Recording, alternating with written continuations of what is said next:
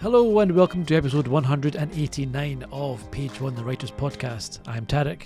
I'm Marco, and thanks for joining us for another special episode, one of our industry episodes, as we like to call them, where we're speaking with people behind the scenes in the writing world, I guess you could say.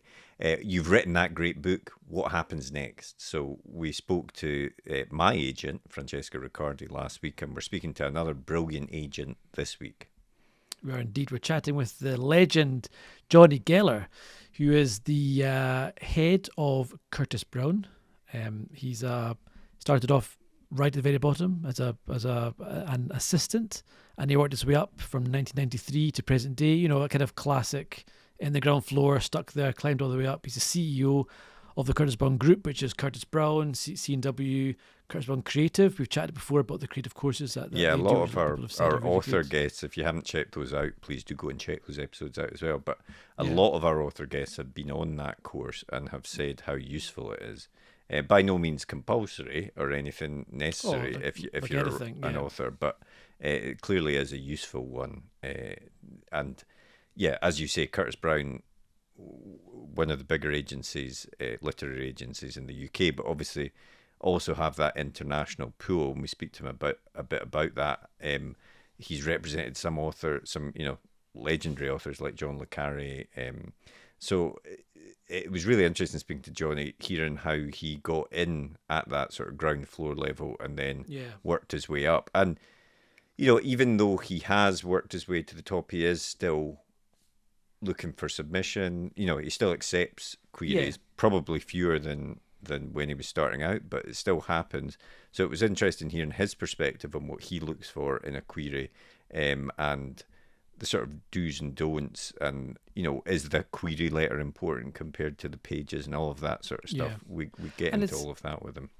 It's interesting because although, you know, this kind of like, what do you look for in a submission question is quite a good general question we often have with agents. It's not every agent has the same answer. It's what we're kind of starting to realize, is that sometimes to some people the comparisons are really important, and to some people, you know, if you get your query letter wrong, that could count against you. Where some folks say it's all about the writing, it's not anything else. That's the important thing. So it's interesting. It is interesting, the way and there's definitely like a spectrum of what people are looking for and how important they think the different parts of that query package are. But I think two things are always going to be important. One of which is be professional, and with you know, you'll hear on these podcasts how some agents get queries that just aren't professional at all, and, you know, you're just putting yourself at a massive disadvantage if you start off like that. And the second one is, you know, write the best thing that you can write and send it in when you feel it's ready. Don't send it in prematurely, I think.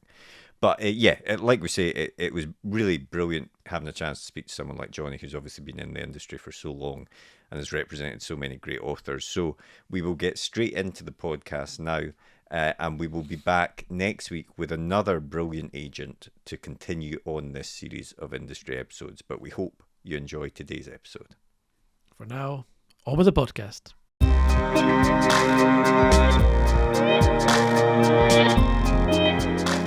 When we have an author on the podcast, I always say, "Did you always want to be a writer?" But how is it that you became a literary agent? Yeah, it's a bit of a long story. I mean, it certainly didn't know what a literary agent was before I became one, and it was nothing that I aspired to. And so it was pure luck, really, and bad luck as well. I mean, I was at university and I was an actor, and I went to drama school, and I was determined to be an actor and a director. And it was all going well until, of course, I entered the real world, and I got a few jobs. So I was, you know, everything was going well, and then it just stopped.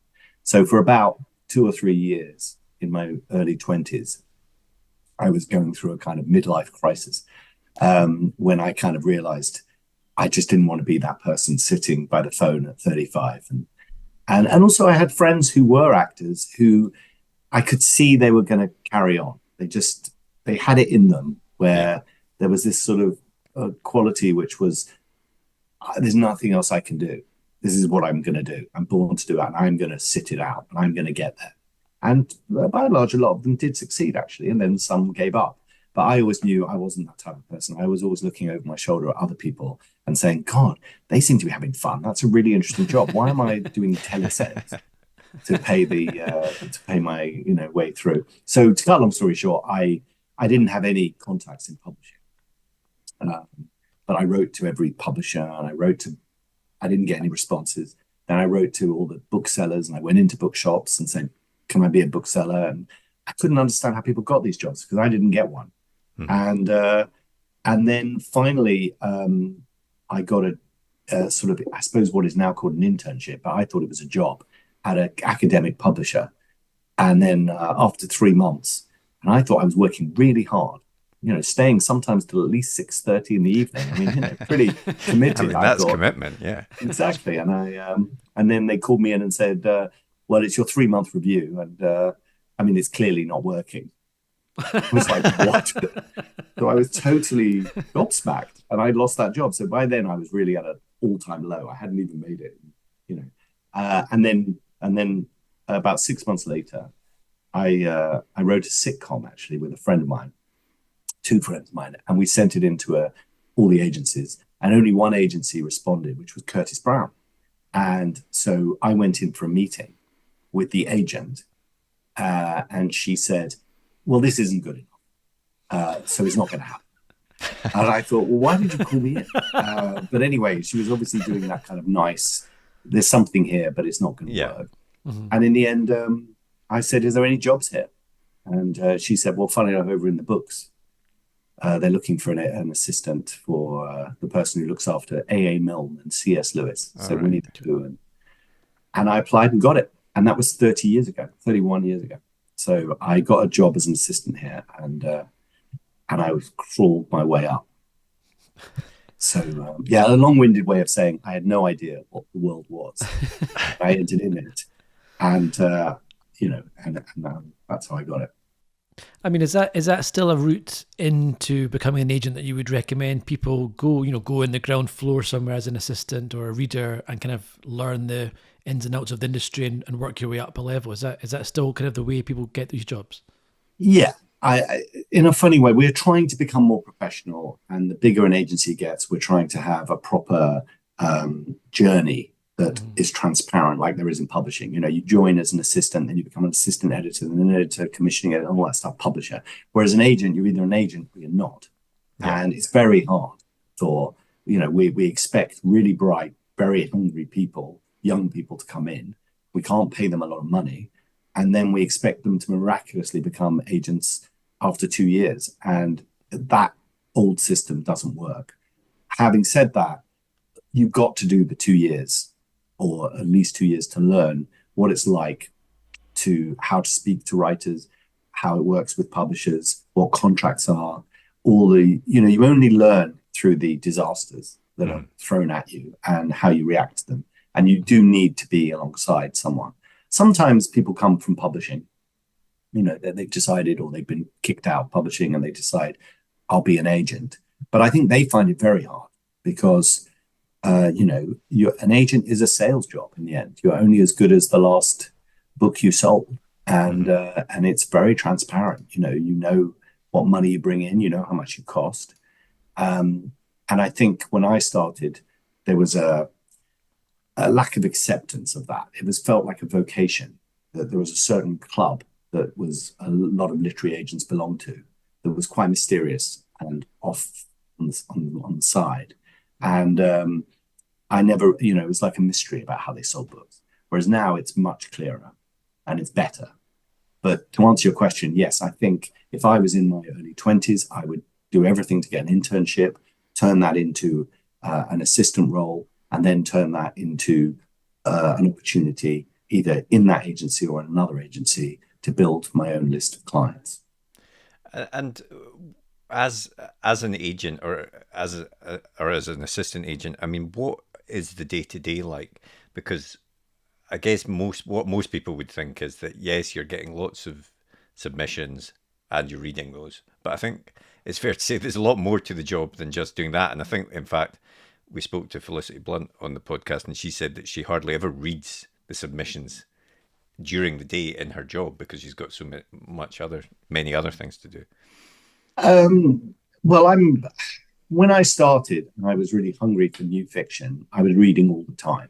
And it suddenly, once your authors start getting sold and you're on the road to publication and you're in more meetings and you're putting all your effort into that, then your time gets strained. But the only thing we have is our time. We don't get paid by the hour. We don't get fees. It's on commission.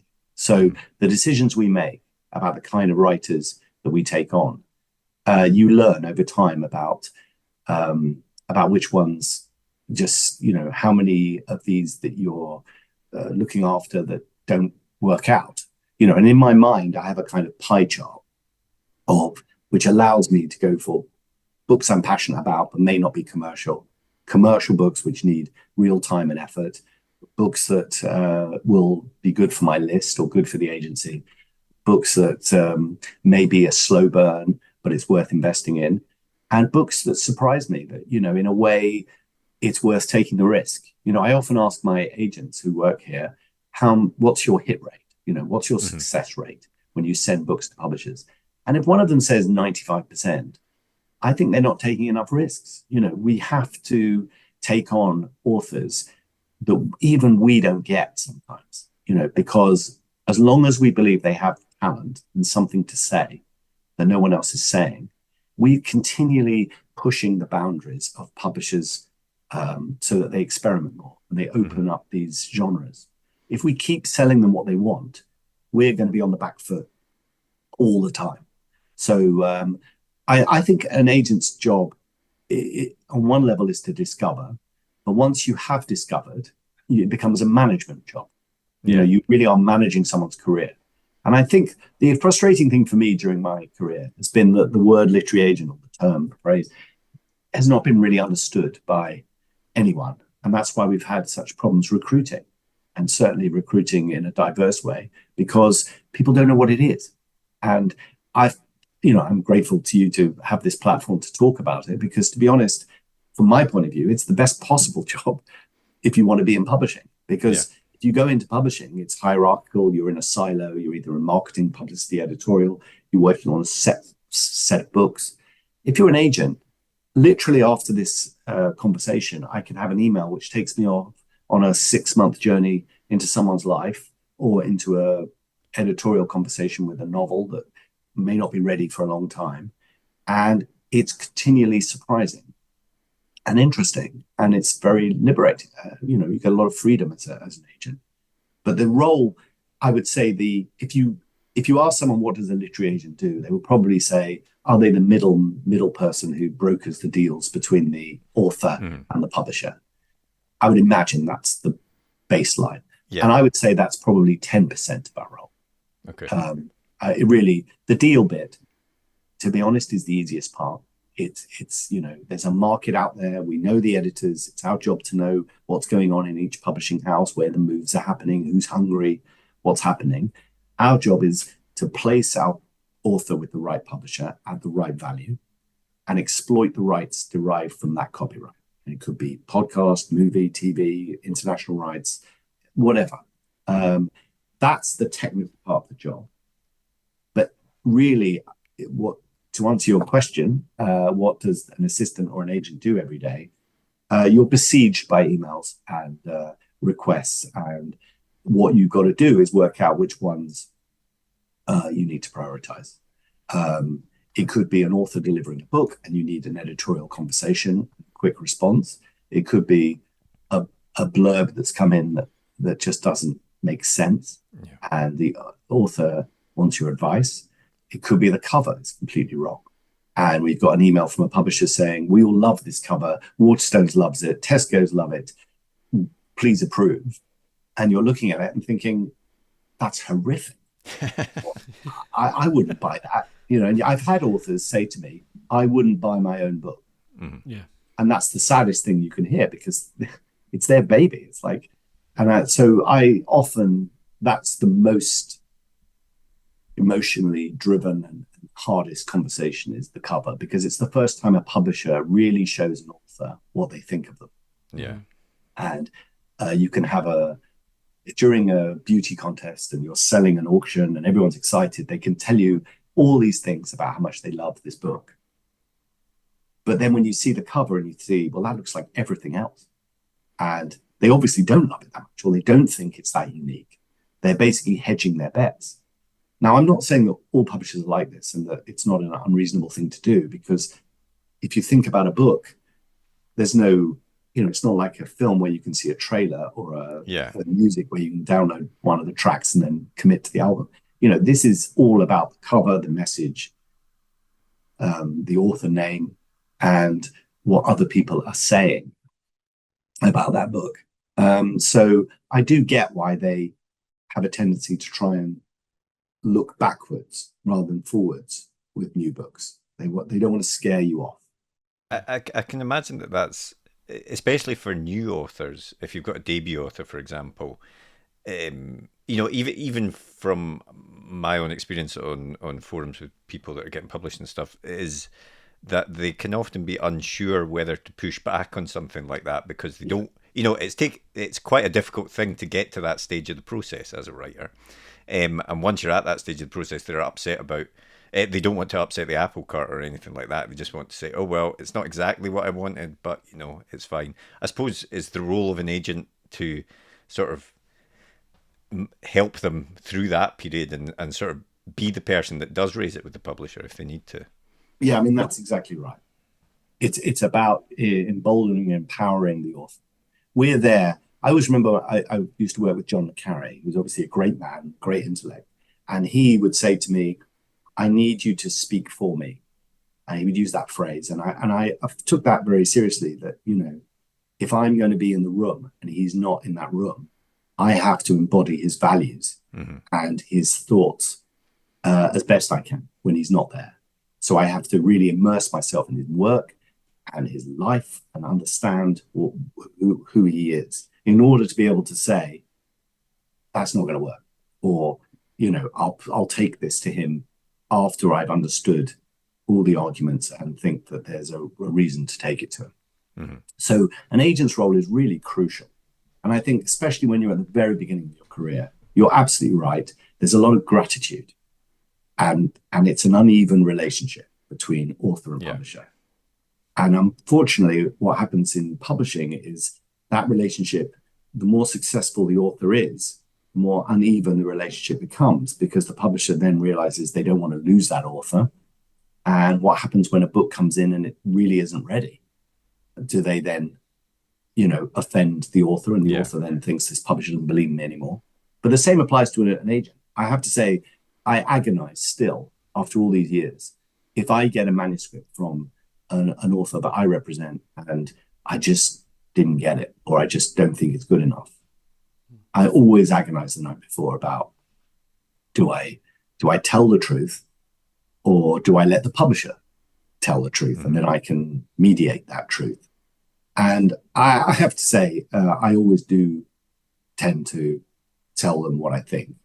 And very rarely does it go badly, because in the end, hopefully the author trusts the agent to the point where they need to know, have I gone wrong on this, and protect me. But there's always a risk the author will turn around and say, well, you don't get me anymore. You don't even like this book. How can you represent me? But I'm representing the person, the talent, the career. And that's a very hard thing to navigate. But when you're starting off, it's very important that you have a strong sense of yourself, your work, and what you think the value is. I don't even mean commercial value. And that you know how to communicate that. And an agent will help you in some way moderate it so that you know which battles to fight. Mm-hmm. Often my job is about troubleshooting and fixing problems. That's what most of the job is, to be honest. But a lot of it is also saying, you're right, that this isn't the battle to fight. This isn't the hill to die on, because there's other things that we can get. And that's an organic conversation. And sometimes the author will say, no, this is my red line. I will not allow this. And then that's fine. we're there to represent them, not to tell them what to do. Yeah. And I wanted to ask you about something that you said there about how the kind of relationship between an agency and the publisher, and how often you'll put forward authors to publishers that you think are unusual or different, because you see your role as kind of shaping the market, and it sounds like you want to be quite in front of things rather than reacting to things afterwards. And that seems like it's almost the opposite view that a lot of people would think of when they think of it's the publishers who decide what gets picked, and they decide how to market it and what they want, they drive the trends. But do you think it's almost about getting in front of that and to take control of what the next big trend might be, or what the next big marketing book or spend might be, and you have to kind of almost hint or nudge the publisher to say, this is the way we think we should be going down? Yeah, I mean, I definitely think that's my job. My job is to, and I've said this once, I did a little TED talk a few years ago, and it was about creatively creating a bridge between what we know and what we don't know. And you want to essentially bring comfort to the publisher that this book is going to get those readers from that world, but it's taking us somewhere different. If you present a novel or a nonfiction book to a publisher and you're saying this is completely unique and there aren't any comparisons, they don't know what to do with it, because they don't know how to value it, and it's not helping your author. Whereas I know it's reductive when people, in the old days used to say this is, Winnie the Pooh meets Oedipus or something stupid. I don't believe we're still in that world. I think people now talk in terms of narrative and storytelling. Like, this is like Euphoria, and this will give you hints of one day, or whatever it is. The people will use any stories to help, but it's about placing in the reader's mind comfort that they know what they're reading. The risk they're taking with their £14.99 or £10 is not too much of a risk. But also, everyone is in reading for the same reason. We want something new. We want to be surprised, entertained, diverted. We don't want. It's not like watching EastEnders, where it's comfort foods. While you're eating your dinner, you're watching it. You know these characters. You know there's going to be an infidelity and a betrayal, and it's half an hour, and it's comforting. And I'm not saying EastEnders isn't well written or well acted, but that's kind of the world you're in. When you read a book, there is definitely room for that kind of book, and there's a lot of genres that cater for that. But the world that I'm dealing with, which is the mainstream publishers getting into the top end of the supermarkets and Waterstones and on Amazon, tend to be books that take you from one place you thought you knew to somewhere else. And it's very important that at the end of that experience, that reader, their feeling is they have to tell someone about it. Because and when you've read a book that where that fits in. Nobody really wants to say, this is a nice book. Exactly. I mean, why would you go and read that? Whereas if you say, you've got to read this, and oh my God, the ending had me, it was devastating, or this thriller, just you couldn't put it down, you're already engaged. So our job is to make sure the publisher gets that. And I think publishers are not all reactive, and they're not all, clinging on to their bottom lines and all that. I don't see them negatively at all. I just think that as there are only 5 publishers houses left, really, and one of them owns so many imprints, there is a danger of a homogenous, safe world of bland books, which will be the death of all of us. Well, you often hear that phrase in this world, which is sort of the publishers want the same but different, which is perhaps the most unhelpful description of something. Well, maybe I'm saying the same thing. I don't want to be unhelpful. I think when I say the same, I don't mean the same. I think a story that, if you think about the evolution of what they used to call women's commercial fiction. In fact, before that, they even called it chick lit. So it was back in the 90s, it was essentially relationship novels for young people. And then it became commercial women's fiction, which was more about drama, about the reality of family life or marriage. And then it became psychological thrillers, because those writers started to evolve along that storyline of, well, once you've got a happy family or an unhappy family, what happens to build suspense? So suddenly you've had psychological thrillers. And now you've got a thing called romantasy, which is putting dragons in the middle of romance and everything else. So I see it all as along the same line and an evolution. And that's part of also my job. If you've been working with a writer for 20 years, you've got to give them new ideas to get them out of ruts. Because, that famous definition of insanity is doing the same thing, all the time, expecting the same outcome. And it's all the time we're being challenged. The things we thought were safe. This will sell X amount of copies because it did last time. We're being told, no, people don't want that. They like the author, but they want a story. And I think the biggest challenge for literary agents and authors at the moment is the lack of author loyalty. When I grew up in publishing, it was the big names, and they stuck on the bestseller list. And as soon as you achieved your name recognition, you were up and running. Yep. Now you can have books that, sell millions of copies and become cultural moments, but the next book by that same author doesn't sell anything. Yeah, or doesn't even sell half. So we've moved into a different world of so much access to so many stories, and we're kind of addicted and promiscuous to storytelling.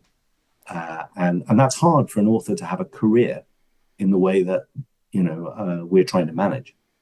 Yeah, I can see that. And we've sort of talked about it from the point of view of your relation, the agent's role in relation to publishers and the role there. But from the author, the querying author, I guess, is what I was going to ask about, which is, we hear these stories about agents being inundated with queries, which I think is true.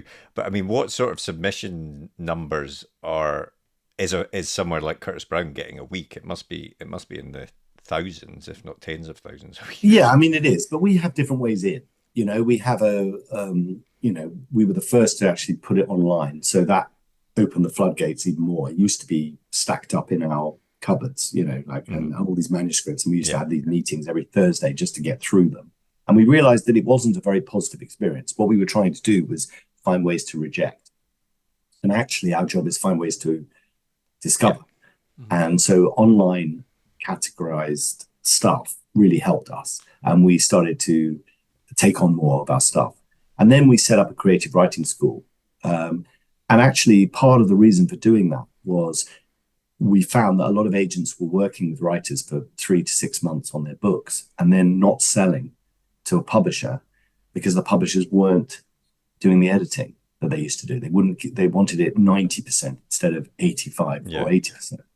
And what we realized is that if someone commits to a proper writing school and gets proper access to agents with proper advice about letters and synopses and all this stuff, the hit rate changed. And that creative writing school now has 250 students who've got publishing deals and agents, not always at Curtis Brown, by the way. I mean, outside. So for me, that was another funnel in. So we're looking for different ways to find material. But there are thousands. There are thousands of people. And now, of course, with AI and with Kindle Unlimited and the idea that you can self-publish if agents don't get back to you, it's unlimited, the amount of material. So, in some ways that makes our job even more focused.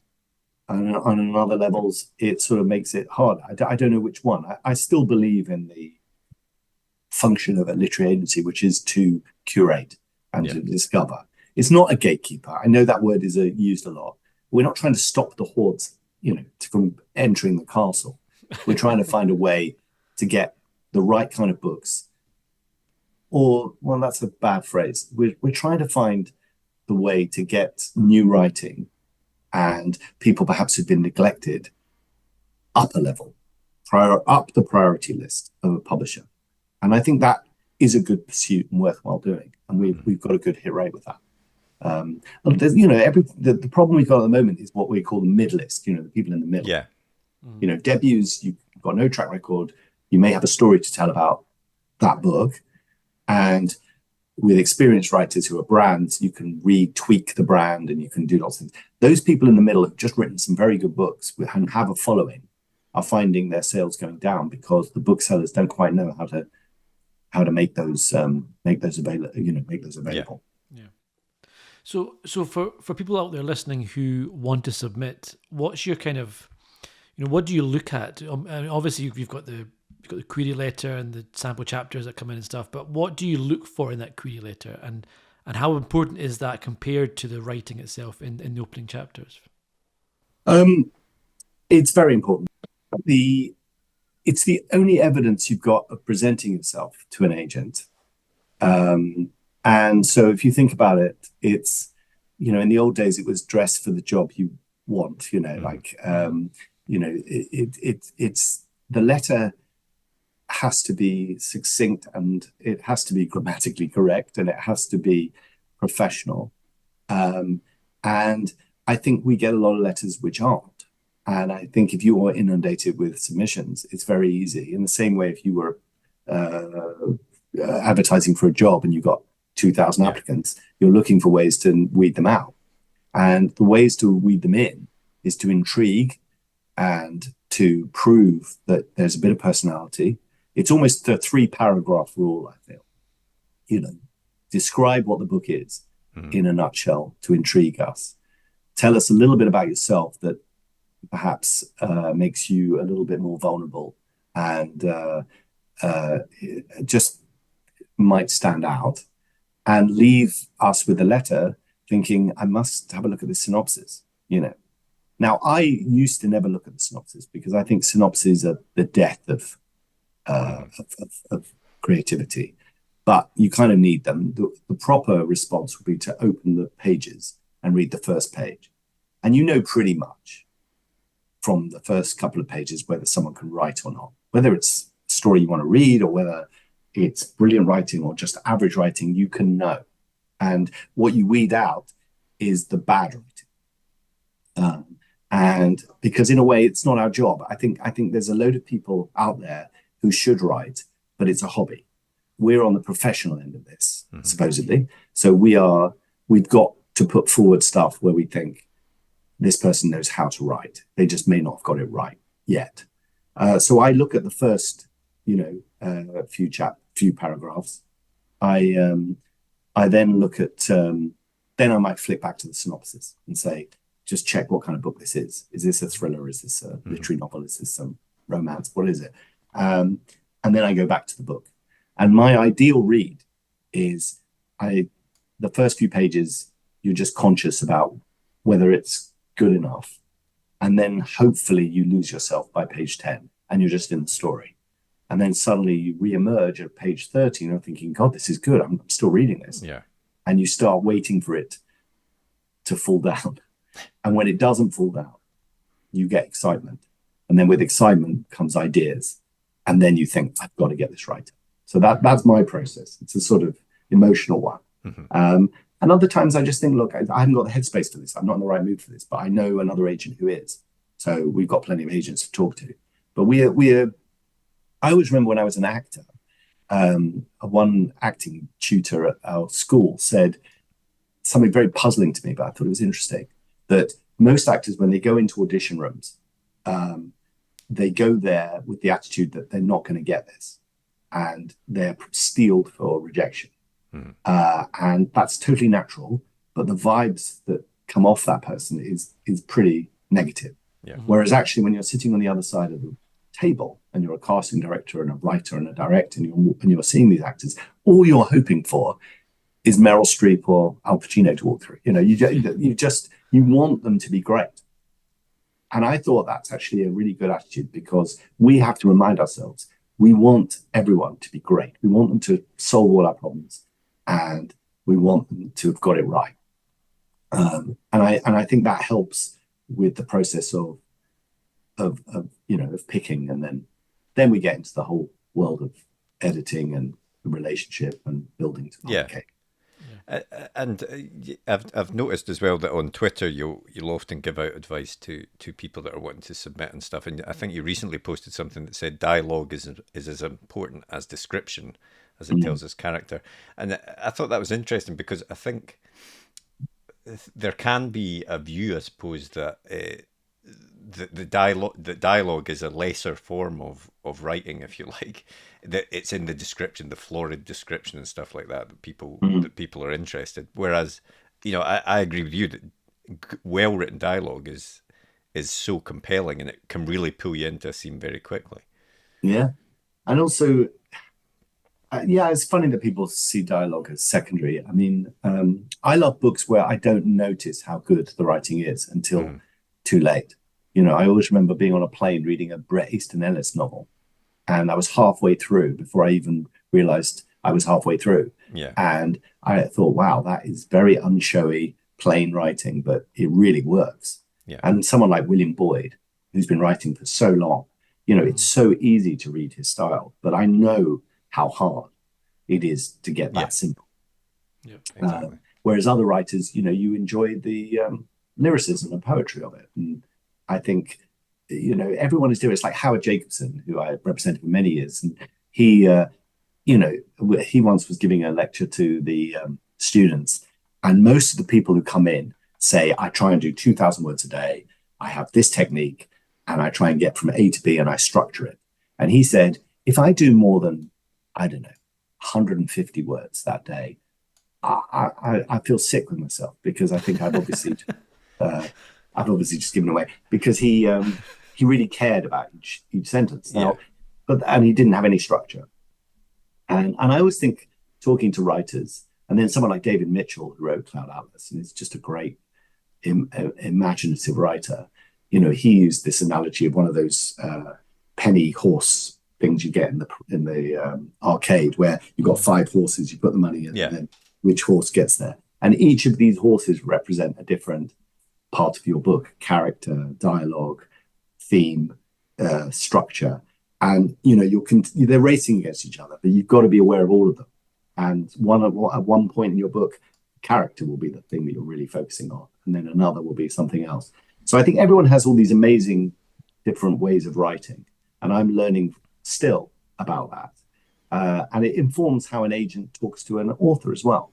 When I was working with John Le Carre, he didn't want to hear, oh, I think this should be moved to that, and I think that character should be, because he's been writing for 60 years. What does he need an idiot like me to? In fact, he actually once said he never shares material because the last thing he needs is an intelligent reader. And I thought that was great, because he doesn't want that infected in his imagination. He wants to write the book he wants to write, and then it's what you don't say that he used to pick up.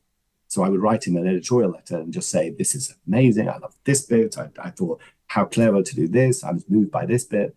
And then he would always write back or call and say, so you didn't like that bit with X? And I went, well, no, I just felt it was we could have more. And he went, okay. And that's how he worked. And I sort of love that, whereas other people really like more proactive. Yeah. I was going to ask that, when you've signed someone and you have their book, what is your next step then? Are you very hands-on editorially, or do you kind of just give broad brush letters and let them work out the best way to put those ideas in? Well, I'm sort of hands-on structurally. I'm not a line by line. I think, some of the agents here and the assistants are really good at that, and they spend months in detailed edit, which is unusual for an agent. But I respond as a reader, as if I was buying the book and saying, look, this didn't work for me. I didn't engage emotionally on this. I thought this character didn't make sense, or I actually feel you're missing a trick, or maybe you should turn it into the first person, take it from the third. I'll talk in terms of that, and I will listen to them and how they respond. And sometimes when a writer's in mid-career, I'll say, are you sure what are your expectations for this book? Because it's pretty similar to the last book, which didn't work. Are we going to, I don't mind doing it this way, but you've got to own it, because we're not going to get a miraculous change in our readership, or it's unlikely. And those kind of conversations are. So that's where I engage. But every agent is different. I think an agent who doesn't, when I started off, you had agents who were really editors who wanted to be working publishing but didn't get a job. And the deal part of the equation really didn't interest them. And then you had other agents who only cared about selling. They just were addicted to auctions. They loved selling. They thought, it's great to be in the bookseller, whatever.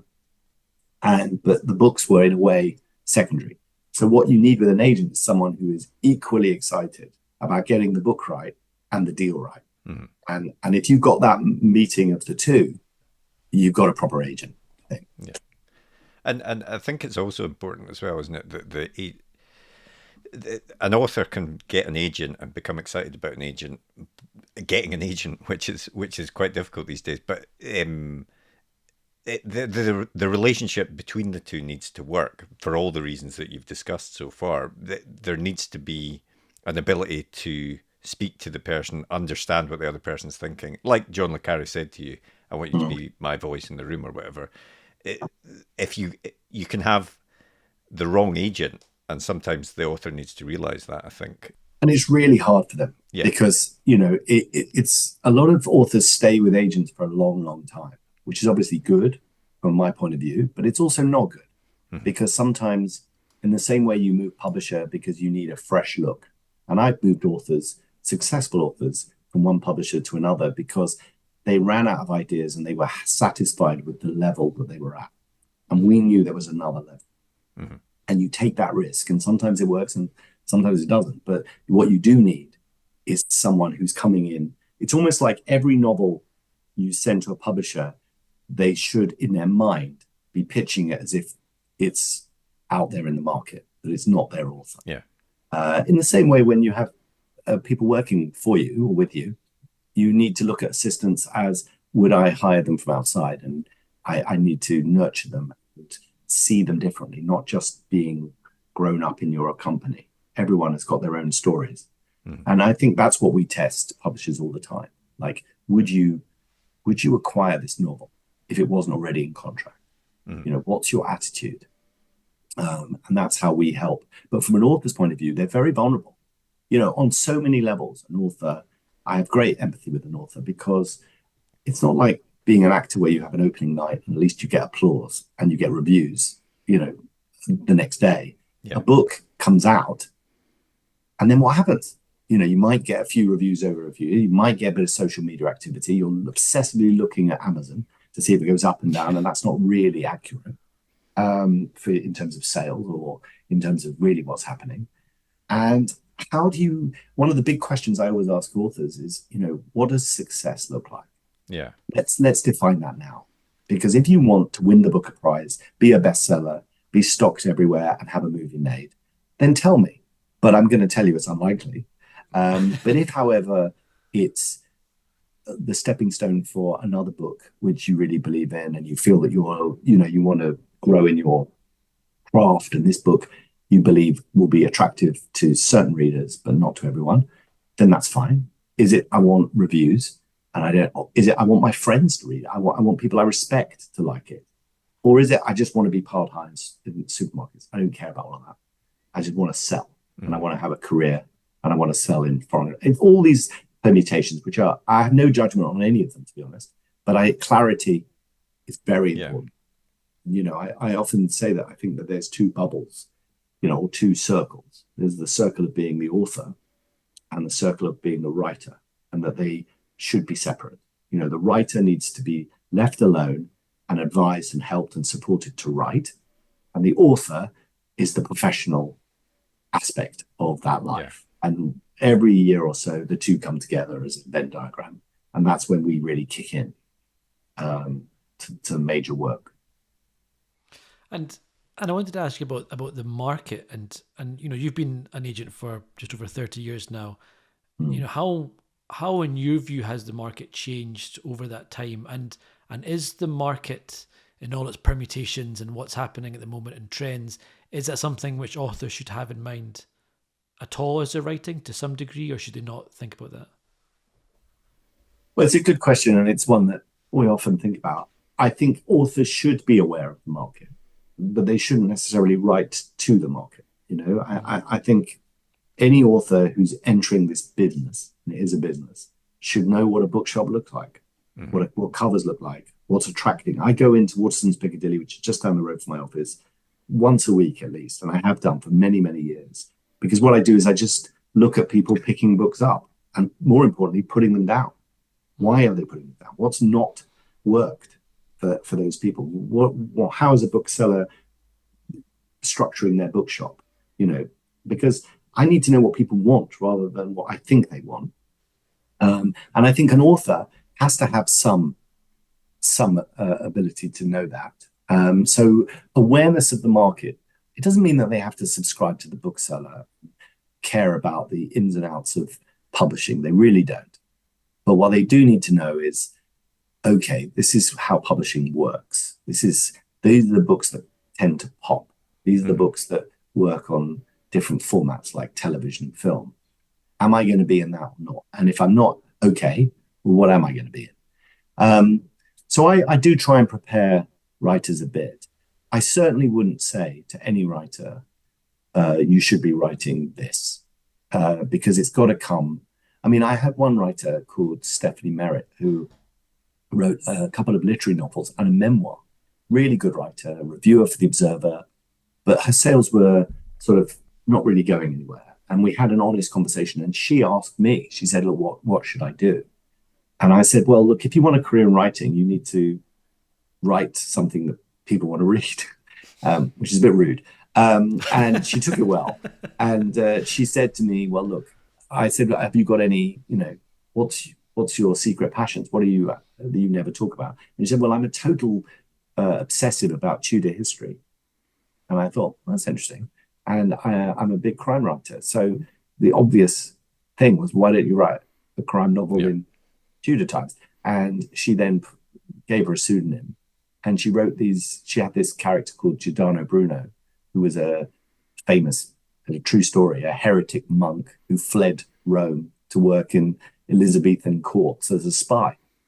And she started a series. She's on her 7th book of that series. And she was #1 bestseller. I mean, it was great because she pivoted, as they say. Yeah. But it was a genuine pivot into one of her passions, not me saying, why don't you write a Tudor thriller?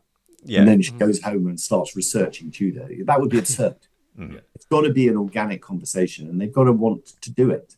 I can't say to Howard Jacobson or William Boyd or David Nichols or David Mitchell, why don't you write a rom-com? It's just not going to happen. They're going to write the book they want to write. Yeah. But they may say to me, do you think this story works? And is this the right story to go down? And that's fun to be part of that conversation.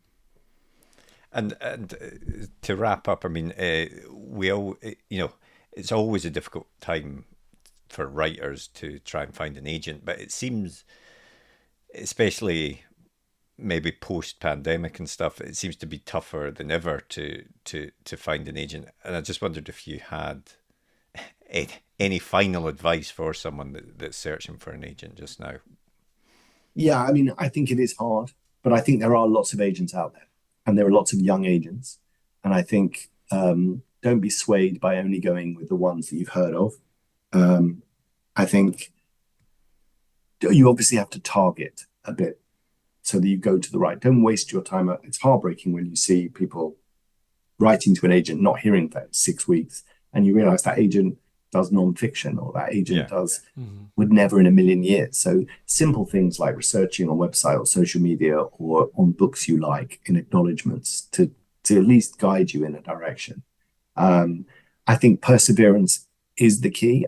There's a reason why it's so hard to get an agent, is because it's so hard to write a good book.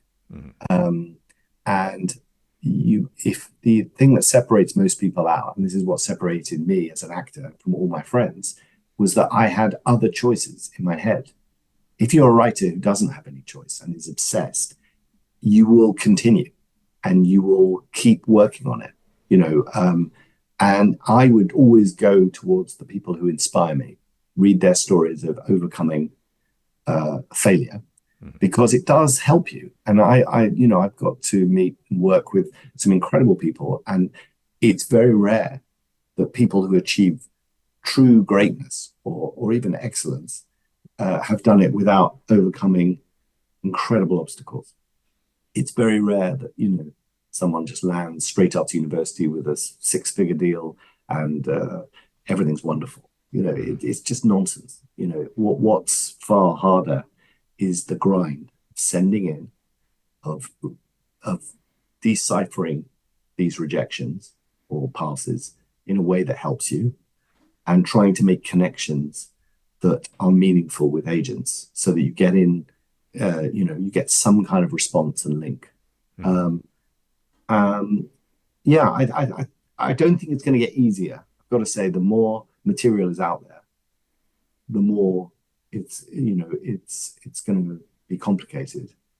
But I also think that you asked me what the market is. The market has changed completely because TikTok and various other engines of delivery of stories has taken over from what publishers used to control. So there's a market that I'm involved in, which is the mainstream publishers and feeding them the best new books of this generation. And there's the other market, which we're not really part of, but we tend to catch on to after the event, which is, for example, what's happening with romantasy and some of the other categories. And that is a failing in our system. And that's something we're looking at, saying, how do we get into those people? Because a lot of those people haven't even tried agents. They've accepted that it's impossible to get an agent. Publishers are too difficult. I'm going to do it myself. And I'm going to, but an author is not really supposed to do that. Because, when I say do that, an author wants to write. Most authors I know, they want to write. And success is a means to help them write. But if you are managing your own marketing, publicity, rights, your relationship with Amazon, how many good books can you possibly write? This is our job, is to find them and to help them write. Mm-hmm. So I think we can do better in helping those writers be discovered, and we're looking into that. But persistence, I'm afraid, and not listening to no. I think. Does that?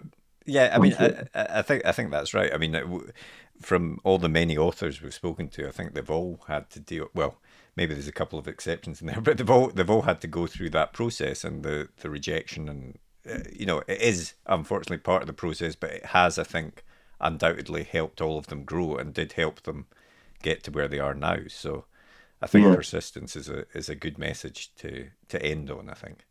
Yeah. Well, it's not a science. If it was, it'd be very dull. And, exactly. We don't, I should end it really with the famous William Goldman thing, that we know nothing or nobody knows anything.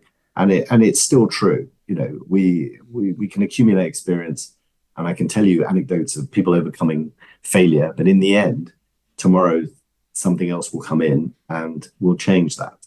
And I think that's what's exciting. It's a living, breathing business. It's a creative business. Yeah. And that's why it's fantastic to work in. It was a privilege. Well, I hope you enjoyed that episode. If you did, please leave a comment down below, hit that thumbs up button, and be sure to hit that subscribe button as well, so you never miss an episode like these ones below. And if you want to get in touch, you can always drop us a tweet in the Twitter machine, which is at UKPage1, as evidenced here, and our other social media channels are available. Otherwise, we hope to see you next episode. See you later.